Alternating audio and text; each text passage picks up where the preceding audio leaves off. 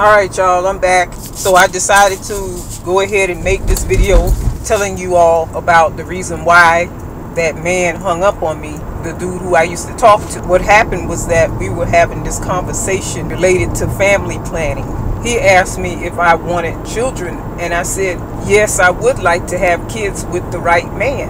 I would have to be married to him, and he would have capable of providing for me and his children in order for me to get married and have kids with him. I didn't tell him that, but he went on to tell me that I need to hurry up and get it done if I want to do it. I don't know if he was thinking that he would be the one to provide the baby for me, but he was encouraging me to go ahead and get the ball rolling as far as getting pregnant and having a kid. I don't believe in putting the cart before the horse. I believe that a woman should be married before she has children. The reason why it's better for a woman to have children while she's married is because she has a lot more legal protection, and her children have a lot more legal protection when they're not bastards. I can't remember the exact sequencing of the conversation, but he got upset with me because I told him that I didn't want to go back to work. If I were to have a child, I would want to be home focusing on rearing that child, especially when the child is, an infant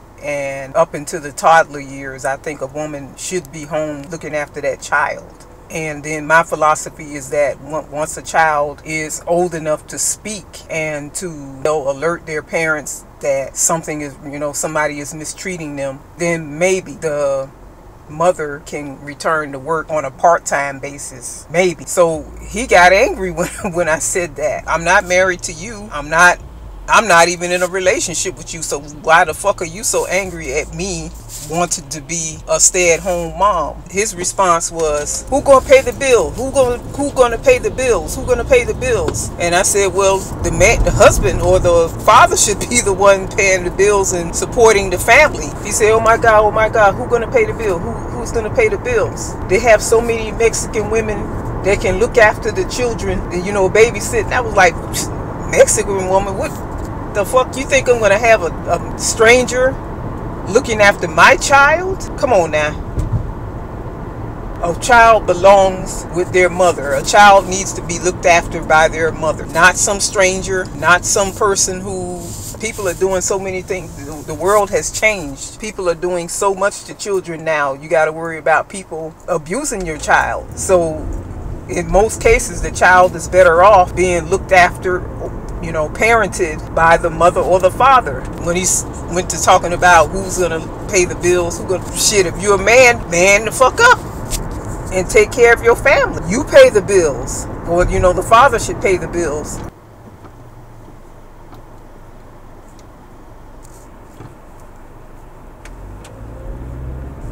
So in the middle of me telling him that, the call got disconnected. In the middle of me telling him this, call just got disconnected. I'm not 100% certain whether the call just dropped or if he just hung up on me. But we lost connection, and I called him back and left a voicemail message. He never responded to my call, and I didn't hear from him for several weeks after that. So I just assumed that he didn't want to talk to me anymore, and that he was upset about that conversation. He just showed himself to be a highly emotional and feminine man, because to me, if it bothers you that much to be a father, a responsible father who is capable, and held accountable for taking care of your children and your wife, then you don't need to be having children, and you don't need to be married. A long time ago when I was in college, my English professor said something to me that really resonated, and that is, there is no point to being married if you're not in a position financially to be married, and if you're not in a position to do better financially after you get married. That's something that stuck with me. Also, when I became of age, around 17, 18 years old, my dad had a talk with me about men and relationships and sex. And one of the things that he told me is that If a man can't take care of you, if he can't take care of your children, if he cannot adequately provide for you, if he can't give you money to go shopping, do things for yourself, like get your hair done and your nails, go shopping, pay your bills, he can't afford to do it, or if he just doesn't want to do it, then you don't need to be with that man. Another thing he said is that if you're not getting it from him, then he's going to be giving it to someone else. And I always remembered that. And I think, I'm not the type who believes that a woman should be totally dependent on a man for her income and her livelihood and whatnot. But I think to some degree my father was right that a woman shouldn't be with a man who can't do for her. That a man shouldn't be able to help his woman out, or the woman who he's claiming as his girlfriend or who he's married to. He should be able to financially help her out. He should be able to, do nice things for her. I'm not even talking about a woman milking a man for everything that he has, you abusing him financially, causing him to get himself into debt, to spend recklessly. What I'm saying is that if a woman is with a man who can't do for her financially, he can't help her, he can't, give her the things that she wants, then she's a fool. She's a fool. She's basically limiting herself, degrading herself, lowering her own value by being with a man like that. I'm also not saying that that's the most important thing in a relationship, but it is important. If a man wants to be the masculine energy in a relationship, then he should be the person to provide and be the breadwinner for the family. I'm more of a traditional thinking person.